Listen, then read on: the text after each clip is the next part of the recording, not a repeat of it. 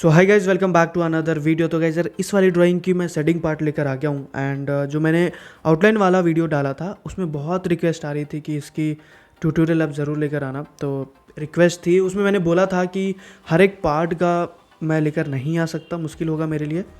तो कुछ important parts हैं इस पूरे पोर्ट्रेट का, जिसको मैं आप लोगों को बताना चाहता हूँ। एंड ये पूरा जो पोर्ट्रेट मैं बना रहा हूँ वो कंप्लीट चारकोल है। थोड़े बहुत कहीं मुझे फिनिशिंग और डिटेल्स ऐड करने थे तो वहाँ पे मैंने ग्रेफाइट यूज़ किया करा था, अदरवाइज़ कंप्लीट चारकोल है।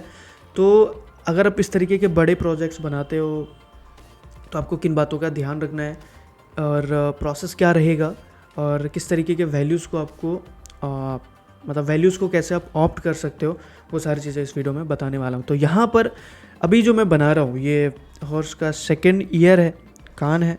पहले वाला जो मैंने बनाया था वो पार्ट मेरे पास अभी है नहीं तो मैं उसको दिखा देता। तो यहाँ पर अब देखो, इस पोर्ट्रेट की एक खास बात यही है कि स्पेसिफिक एंगल में एक अच्छा खासा लाइट, मतलब इंटेंस लाइट हॉर्स पे पड़ रहा है। तो उसकी वजह से एक एरिया जो है वो लाइट में है, दूसरा एरिया जो है वो शेडो में है। ठीक है, तो इस चीज़ का हमें ध्यान रखना है। एंड यहाँ पे जो ईयर है वहाँ का जो ऑलमोस्ट जो मेन पार्ट है वो पूरा डार्क है। तो यहाँ पे मैं पेंसिल यूज़ कर रहा हूँ जनरल की चारकोल पेंसिल। अब इसका जो था वो सॉफ्ट ग्रेड की पेंसिल मुझे मिली नहीं थी लोकल में, एंड इतने जल्दी ऑनलाइन भी डिलीवर होता नहीं है। तो मीडियम ग्रेड की मेरे पास पेंसिल थी। एंड आप अगर जनरल की पेंसिल यूज़ करोगे तो आपको पता चलेगा कि मीडियम ग्रेड की पेंसिल भी अच्छी खासी डार्क एंड सॉफ्ट है, जिसको मैं रिप्लेस कर सकता हूँ। एंड अभी बहुत दिनों से मैं वही कर रहा हूँ। तो यहाँ पे मैंने जो एरिया था जो कंप्लीट डार्क वाला, बीच में मैंने कॉन्टे पेरिस का जो मैंने ब्लैक पेंसिल लिया था वो भी यहाँ पे मैंने मिक्स किया है, ताकि और इंटेंस ब्लैक इफेक्ट मुझे देखने को मिले। तो यहाँ पे ये करने के बाद बाकी पोर्शंस जो थे आसपास के, वो भी मैंने सोचा कि इसको मैं कवर कर लेता हूँ। तो ये मैंने कर लिया। उसके बाद सबसे इम्पॉर्टेंट, जब चारकोल पेंसिल अप्लाई करते हो या चारकोल पाउडर अप्लाई करते हो, ब्रश बहुत बड़ा रोल प्ले करता है, क्योंकि यही है जो आपके पूरे शेड्स को अच्छे तरीके से मिक्स करता है। ये ग्रेफाइट नहीं है कि ग्रेफाइट में क्योंकि उसके जो पार्टिकल्स होते हैं ग्रेफाइट के वो बहुत कंसिस्टेंट होते हैं, तो वो आप पेंसिल के थ्रू उसको मिक्स कर सकते हो। बट यहाँ पर चारकोल जो है वो इतना कंसिस्टेंट नहीं होता है, कहीं पे थोड़ा ज़्यादा डार्क, कहीं पे लाइट, ऐसा हो जाता है। तो इस केस में आपको जो ब्रश है वो बहुत इंपॉर्टेंट टूल हो जाता है इसको मिक्स करने के लिए। तो यहाँ पर मैं शेड्स को मिक्स कर दूँगा एंड उससे जो पार्टिकल्स थोड़ा बहुत बचेगा उसको मैं बाकी पोर्शंस जो थोड़े मिड टोन वाले हैं या लाइट टोन वाले हैं वहाँ पे मैं कवर कर दूँगा। जैसे आप सबसे कॉर्नर वाला हेयर देखो तो वो कंप्लीट लाइट में है, पूरा का पूरा हेयर जो है, हेयर के थोड़े बहुत टेक्सचर को छोड़ के पूरा कंप्लीट वाइट दिख रहा है। तो अभी मैंने वहाँ पे थोड़ा सा पाउडर अप्लाई कर दिया है, बाकी पोर्शंस में भी थोड़े बहुत पाउडर को मिक्स कर दिया है। ठीक है, तो ये हमें देखने को मिल गया। यहाँ पर भी देखो तो नीचे वाला पोर्शन, ये हेयर का नीचे वाला पोर्शन जो है वो हल्का सा वहाँ पे शैडो है, तो वो हम वैल्यूज़ ऐड करेंगे। एंड यहाँ पे देखो बैकग्राउंड जो मैंने बनाया है वहाँ बनाने के लिए दो ऑप्शन था। पहला था कंप्रेस चारकोल, जो यूजुअली अगर मैं बैकग्राउंड इतना ब्लैक मुझे चाहिए होता है तो मैं कंप्रेस चारकोल ही यूज़ करता हूँ, क्योंकि उसकी डार्कनेस बहुत ज़्यादा होती है। बट यहाँ पर जो मेरे पास अभी चारकोल पाउडर है ब्रुस्टो की, इसे भी मैंने यहाँ पे यूज़ किया, क्योंकि इसकी डार्कनेस भी एक दो वीडियो मैं बना चुका हूँ ऑलरेडी इस पर। तो इसकी डार्कनेस भी बहुत ज़्यादा है। तो कोई इशू नहीं है, आप जो टूल यूज़ करना चाहते हो, बस आपका आउटकम जैसा आपको चाहिए, रिक्वायर्ड हो वैसा होना चाहिए। तो यहाँ पे कुछ डार्क वैल्यूज़ थे जिसको मैंने ऑप्ट करा है। एंड अगर इस तरीके के ड्राइंग बना रहे हो और चारकोल पे बना रहे हो तो सबसे इम्पॉर्टेंट यही है कि लाइट एंड शेडो को अच्छे तरीके से बैलेंस करना। तो यहाँ पर जैसा कि मैंने बताया कि ये पोर्शन कंप्लीट वाइट दिख रहा है, तो मैं यहाँ पे मोनो ज़ीरो इरेजर अप्लाई करके जो है वो इरेज कर दूँगा वैल्यूज़ को, ताकि वाइट कलर मुझे मिल जाए। थोड़े बहुत टेक्सचर मैं ऐड कर रहा हूँ, हेयर टेक्सचर, ताकि मुझे और अच्छे तरीके से देखने को मिले। अब उसके आगे बढ़ते हैं। एंड जो हॉर्स का हेड है उसके ऊपर जो आगे के साइड हेयर आ रहा है उसको बनाना थोड़ा मेरे लिए टफ था, क्योंकि छोटे छोटे डिटेल्स भी थे। एंड चारकोल में अगर आप काम करते हो तो थोड़े डिटेल्स कॉम्प्रोमाइज़ हो जाता है। हाँ, अगर उसमें आप ग्रेफाइट साथ में यूज़ करते हो तो थोड़ा बहुत और आप डिटेल्स ला सकते हो, बट अगर आप पूरी तरीके से चारकोल में डिपेंडेंट हो, ज़्यादा ग्रेफाइट यूज़ नहीं कर रहे हो, तो थोड़ा सा कॉम्प्रोमाइज़ हो जाता है। लेकिन चारकोल यूज़ करने का एडवांटेज ये है कि आपकी ड्राइंग बहुत कंट्रास्ट में होती है। अगर आप कंपेयर करो ग्रेफाइट से तो उसकी कॉन्ट्रास्ट उतनी ज़्यादा नहीं होती है। अगर आप चारकोल यूज़ करोगे तो यहाँ पे बहुत कॉन्ट्रास्ट आपको देखने को मिलता है। तो यहाँ पे मैंने क्या किया था कि थोड़े बहुत जो डिटेल्स हैं एंड हेयर के डायरेक्शंस, हेयर के लाइंस, वो मैंने हार्ड चारकोल से बनाने की कोशिश करी थी, ताकि मुझे ना लाइंस दिख जाए कि कहाँ पे मुझे किस तरीके का वैल्यूज़ देना है, क्योंकि आउटलाइन में मुझे क्लियर दिख नहीं रहा था वो पार्ट।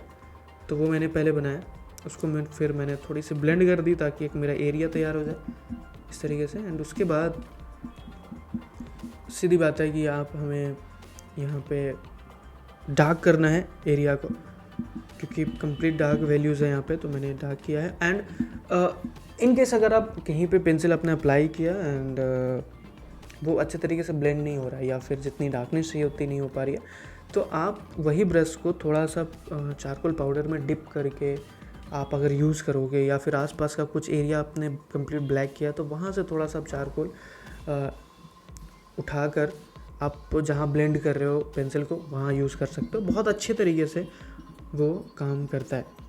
तो इसी तरीके से कंटिन्यू करेंगे एंड पूरा हेयर आप देखो पूरा यहाँ तक हमने बना लिया।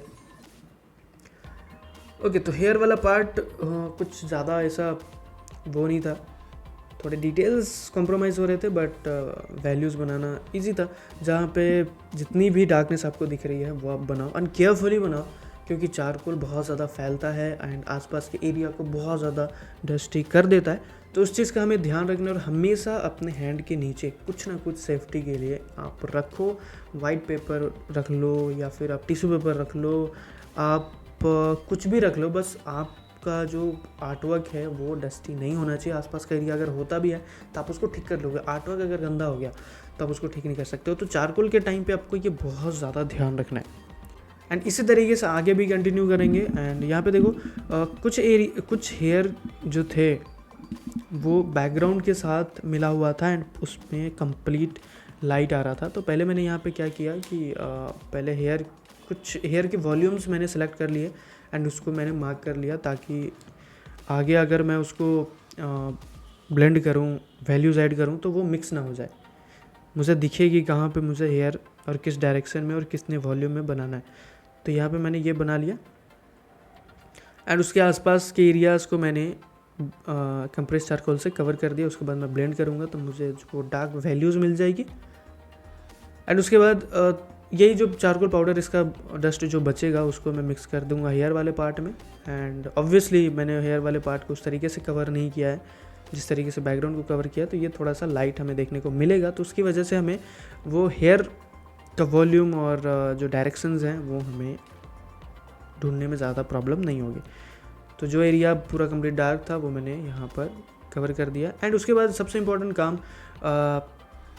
आपका होता है कि आप वाइट जेल पेन यहाँ पर मैंने मोनो ज़ीरो इरेज़र यूज़ किया है। मेरा पूरा टारगेट था कि मैं कम से कम वाइट जेल पेन यूज़ करूँ। थोड़ा सा मुश्किल ज़रूर है, क्योंकि अगर रेफरेंस में देखोगे तो वहाँ पे ये एरिया जो है हेयर का बहुत ज़्यादा शाइन कर रहा है, एंड अगर मैंने उसको चारकोल से पूरा कवर कर दिया है तो उस तरीके के वाइट एरियाज़ लेकर आना इरेज़र के थ्रू बहुत मुश्किल है।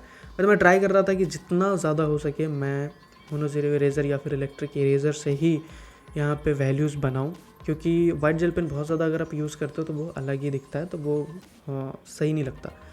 तो यहाँ पे मैंने मोनो ज़ीरो इरेज़र यूज़ किया है। पहले तो मैंने हाईलाइट दिया है एंड उसके बाद थोड़े और डिटेल्स हम उसके अंदर ऐड करेंगे, ताकि क्योंकि हेयर जहाँ पे नहीं है वहाँ पे ऑब्वियसली बैकग्राउंड ब्लैक है तो वो ब्लैक ही होगा, तो वहाँ पे मैंने पेंसिल वगैरह अप्लाई किया। तो इस तरीके से देखो आप वैल्यूज़ हमारा आ चुका है।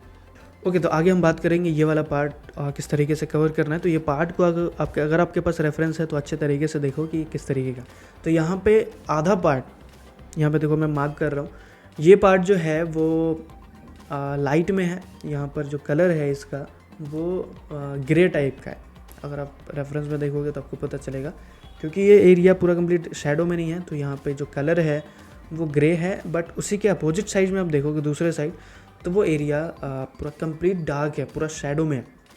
तो यहाँ पर सबसे अच्छी टूल जो मुझे लगी वो है चारकोल स्टिक, क्योंकि अगर आप यहाँ पर चारकोल पाउडर यूज़ करते हो तो इस तरीके से वो मिक्सिंग नहीं होती है। खासकर अगर आप ब्रुस्टो की चारकोल पाउडर यूज़ करते हो, आप यहाँ पे रिस्क लोगे, क्योंकि उसके जो पार्टिकल्स हैं ना, वो मैंने बताया पहले वीडियो में कि वहाँ पे थोड़ी प्रॉब्लम होती है। अगर आप उसको मिक्स करते हो ना तो उतने अच्छे तरीके से वो मिक्स नहीं होती। ऑल्दो उसकी डार्कनेस बहुत अच्छी है, लेकिन ऐसे एरिया में आप उसको यूज़ नहीं कर सकते।